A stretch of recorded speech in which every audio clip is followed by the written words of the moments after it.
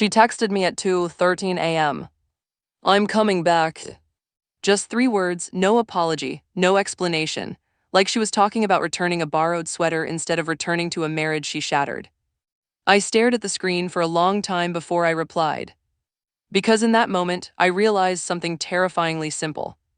She still thought she had control. She still thought I was the same man who would forgive, forget, and beg for her to choose me. So I typed the only sentence that finally felt honest. Not anymore, you've lost everything. And that's when she started calling, over and over, like panic could undo consequences. But let me take you back because this didn't start with that text. It started months earlier in a slow, quiet way that doesn't look dramatic from the outside until it destroys you from the inside. My wife Lena and I had been together 7 years, married for 4. We weren't perfect, but we were solid.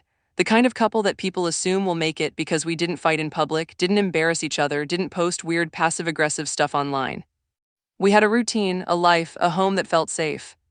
Then Lena started changing. At first it was small, she got more distant. She started dressing up more, wearing perfume to places she never used to. She became protective of her phone in a way that felt new, not secretive exactly, but careful, like she didn't want me to accidentally see something.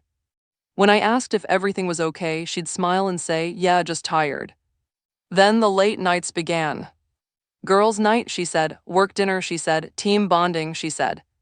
I didn't argue, I didn't want to be controlling, I trusted her. And honestly, that's what hurts the most now. I trusted her with a clean heart. The moment things truly shifted was the night she didn't come home. No message, no call, nothing. I waited in bed until 1 a.m., then 2 a.m., then 3. My stomach kept tightening like a fist. I called her phone, straight to voicemail. I didn't sleep. I just sat in the living room, staring at the door like she might walk in and everything would make sense again. At 6:40 a.m., she finally walked in. Hair messy, makeup smudged, dress wrinkled. She looked shocked to see me awake. "Oh," she said quietly, "you're up." That was the moment I knew. Not because of the way she looked. Because of the way she said it. Like she expected me to be asleep so she could slip back into the life she was secretly leaving behind. I asked calmly, "Where were you?" She blinked fast. "I stayed at Maya's, we drank too much." I nodded slowly. "Call Maya." Her face changed. What?" "Call Maya," I repeated. "Right now, put her on speaker." Lena's hands started shaking. "Why are you doing this?" I stared at her and said, "Because if you're telling the truth, it's easy." She didn't call. Instead, she started crying and saying I was accusing her and I didn't trust her and I was being unfair. But she still didn't call Maya. That's when she admitted it. Not fully, not honestly. Just enough to defend herself. "It was one mistake," she whispered. "I didn't plan it." One mistake. That's what she called it. I felt my chest go numb. I asked, "With who?" She hesitated, then whispered a name I didn't recognize. A guy from her work. And suddenly everything clicked. The perfume, the new outfits, the phone, the late nights, it wasn't a phase. It was a double life. I didn't scream, I didn't throw anything, I didn't beg. I just stood there feeling like a stranger in my own home. Lena kept crying, reaching for me. "Please, I love you, I'm sorry." But the apology didn't match the reality. Because she didn't just break trust. She planned around my trust. She used my calmness as cover. I told her to pack a bag and leave for a few days. I said I needed space. She agreed instantly, like she already had somewhere to go. That part should have hurt me more than it did. But at that point, numbness had taken over. For the next week, Lena barely contacted me, a few messages here and there. "I'm sorry. I miss you. Please don't give up on us." Then, suddenly, silence. And that silence told me everything. Because if someone is truly fighting for the marriage they destroyed, they don't disappear. They don't go quiet. They don't need time. They chase repair like their life depends on it. So I started paying attention. I checked our shared account. I saw charges at restaurants we never went to. I saw a hotel charge, one that made my stomach flip. I saw she had been spending money like she wasn't even trying to hide the truth anymore. That's when I stopped being in denial. I met with a lawyer. I printed the documents. I opened a new bank account. I protected myself. Because I finally understood, love without respect is just self-harm.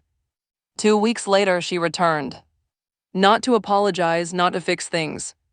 To negotiate. She showed up at our door with a suitcase and a practiced expression, like she'd rehearsed this in the mirror. I'm coming back, she said. We can work this out. The audacity of that sentence almost made me laugh. She didn't ask. She announced it. Like she was returning to her spot. I asked, are you still seeing him? She hesitated. And that hesitation was her answer. I stepped aside, not to let her in, but to hand her an envelope.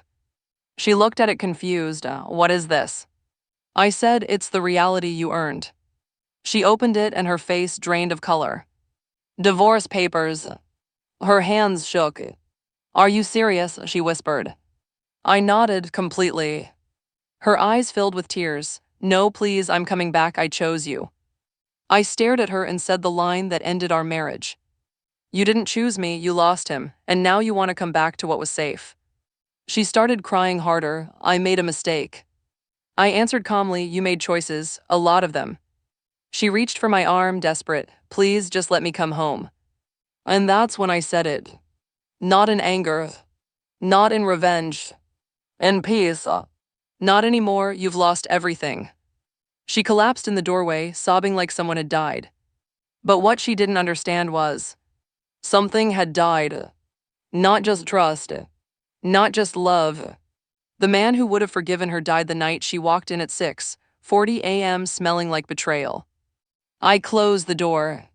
And for the first time in weeks, I slept. Because closure doesn't always look like tears and screaming. Sometimes closure is a calm sentence, spoken by someone who finally chose themselves.